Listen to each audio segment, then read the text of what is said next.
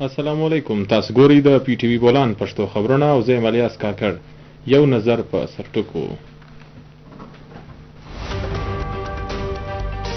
وزیر اعظم محمد شهباز شریف په هدایت باندې موسمیاتي بدلون او د وسیع د اثراتو پر وخت مخنیوي لپاره یو جامع او اثر لرونکي پالیسي جوړولو عمل په چسپاندي سره دوام لري.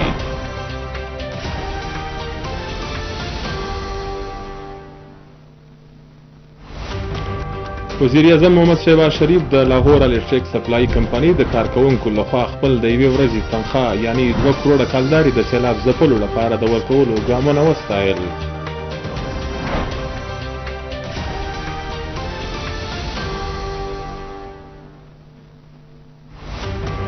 د کورنۍ چارو وفاقي وزیر محسن نقوي سره برطانوي نژاد پاکستاني کاروباري وسیم اسلم ملاقات وکړي.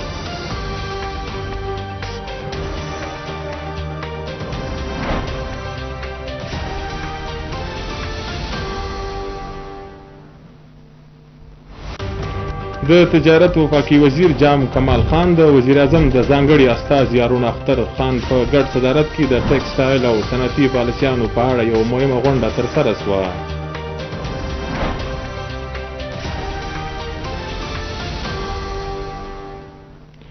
او اوس د خبرونو تفصیل. وزیر اعظم محمد شهباز شریف په هدایت باندې موسمیاتي بدلون او د وسیع د اثراتو پر وخت مخنیوي لپاره یو جامع او اثر لرونکي پالیسي جوړولو عمل په چسپاندي سره دوام لري. وزیر اعظم د بیړني چاپیریال څخه په وتلو د لوړې کچې یو غونډه رابللو پریکړه کړې ده، په کوم کې چې د 4 سره صوبو وزیراعلیګان او د آزاد کشمیر وزیر اعظم د ګلګت بلتستان وزیر اعلی واړه لرونکي د وفاقي او صوبایي ادارو مشرانو ته په بلنه ورکول کیږي. وزیر اعظم هدایت کړی دی د پالیسي د ورکینګ پیپر د یو ټولو صوبایي حکومتونو ته واستول سي چې یو ګډه کړنلاره خپله کړل سي. هغوی وویل چې د هیواد په 4 سره صوبو آزاد کشمیر او ګلګت بلتستان کې د اوبو د زیرمه کولو لپاره تعمیر او د اوبو په زړه پورې تنظیم لپاره څرګنده کړنلاره خپرول کیږي او د اوبو زیرمې په سلا او د ټولو صوبو سره په یووالي جوړول کیږي. وزیر اعظم په دې خبره ټینګار وکړي چې موسمیاتي بدلون یو حقیقت دی او دغه تاوانونو څخه د ژغورنې لپاره د وخت د مخه تیاری ته اړتیا ده. هغه ویل چې وفاق او ټول اړه لرونکي په ګډه د موسمیاتي بدلون ورانوونکي اثراتو څخه د خلکو ساتنې کوي. دا یو قامي ستونزه ده په کوم چې ټول په ګډه کار کوي.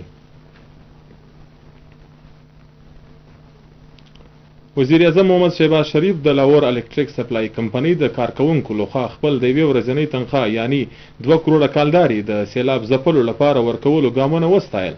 وزیر اعظم په خپل بیان کې وویل چې د لیسکو منظمینو د سختري په دې ساعت کې د ځپلو لپاره د یو ورځې تنخواه ورکول د ستایلو وړ ده.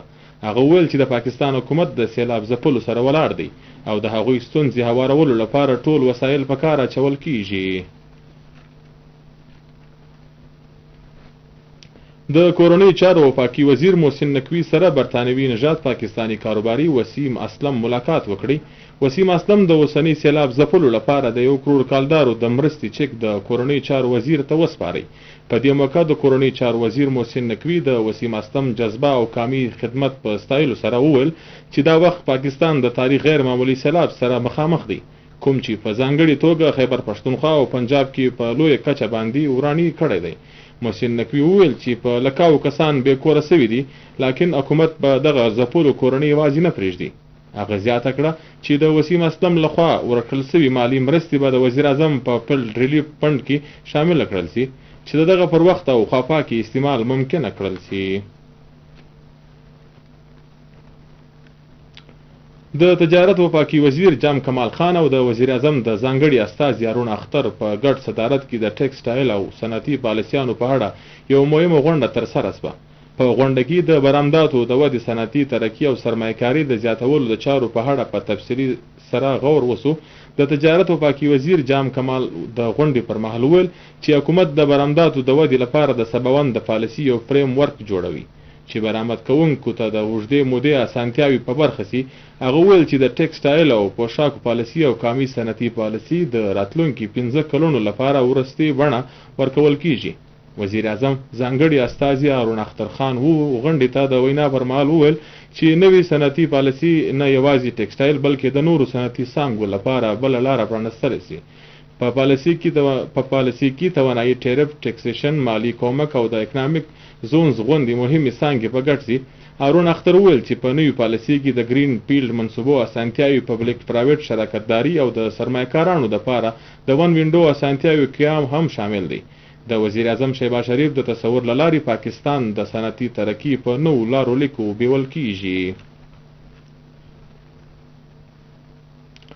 د بلوچستان اسمبلی غړي مولانا هدایت الرحمن بلوچ د رورل هیلث سنټر اورماړه BHU بسول دوره وکړه او په داوس کې د مکمل BHO بل اورماړه پرانسته هم وکړه. په دا محل هغه د روغتیا په مرکزونو او هسپتالونو کې ورکول کېدونکي د طبي اسانتیاو داروګانو حالات او OPDs د تشخیص کټس تفصیلي جاج واخیست. هغه وویل چې په ضلع ګوادر کې 10 نوي بنیادي د روغتیا مرکزونو د قیام سره سره د زړو BHUs د بحالولو په حال کولو څخه به د لرې پرتو سیمو ولس ته معیاري د بنیادي روغتیا او اسانتیاوي د هغوی په درشل ترلاسه سي.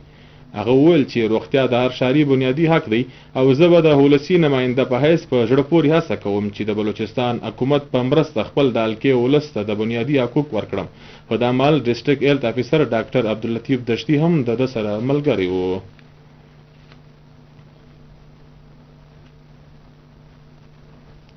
په ضلع بولان کې د امن و امان د بحالولو لپاره د ډیپټي کمشنر کیپټن ریټایرډ جمعداد خان مندوخیل تر مشرۍ لاندې لیوي سپورس او نورو قانون عملي کوونکو ادارو په نږدې سیمه کټن په سیمه دلدار کې د جرایم پیشه عناصر او د ډاکوانو په ضد په زړه پورې سرچ اپریشن وکول سو. د اپریشن په دوران کې سیمه مکمل په ګیره واخیستل سوه او د شکمن د ټیکانو په باریکبیني تلاشي واخیستل سوه. د یو شمېر ځایونو څخه شکمن سامان او ټیکانې صفا کړل سوې او د جرایم پیشه عناصر ممکنه د تښتېدلو لارې هم بندې کړل سوې. ډیپټي کمشنر وویل چې د ضلع بولان د ولس د ځان او مال ساتنه د حکومت او انتظامیې لومړۍ ذمهداري ده. جرایم پیشه عناصر به د قانون د نیولو څخه څوک نسي بچ کولی او داسې ټول اپریشنونه به بې له څه توپیره روان وي. د بلوچستان گورنر شیخ جعفر خان مندوخیل د آرټیکل 109 لاندې د بلوچستان اسمبلی غونډه رابللې ده. غونډه به ماپښین 3 بجې کیږي. د غونډې برخې به 5 8 21 سپتمبر هم شیډول دي. د بلوچستان حکومت په ټوله صوبه کې د دپه 144 نافذه کړه. بلوچستان کې د نور 15 ورځو دپاره دپه 144 لګول سوې ده.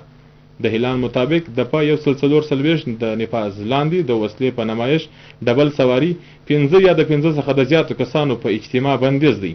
په جلسو جلوسونو او احتجاج به هم بندیز وي. په صوبه کې د تور شیشو په موټرانو هم بندیز ولګول سو. خلاف ورزي کوونکو په ضد به سخته قانوني کاروایی کیږي.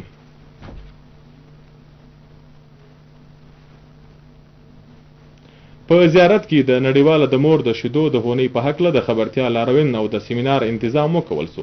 په لاروین کې د DHO زیارت او د محکمې د ضلعي واکمنو سره د سیول سوسایټي نمایندګي هم موجوده وه.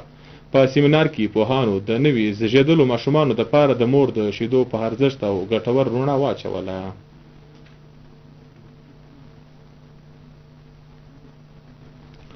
د تپتان کرکټ پریمیر لیګ 4م سیزن د پرانیستي میچ ټایګرز کلب وګټي. ټایګرز لومړی بیټینګ په کولو د 14 اورونو کې 170 منډې جوړې کړې. په مقابله کې د سټارز کلب ډلې یوازې 130 منډې جوړې کړې.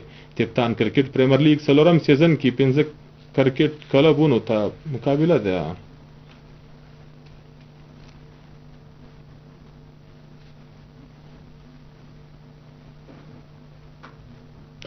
او اوس په پای کې تاسو وګورئ د بلوچستان د ځینو مهمو ضلعو د موسم حال او مشترک اجازه د لوی الله په امان.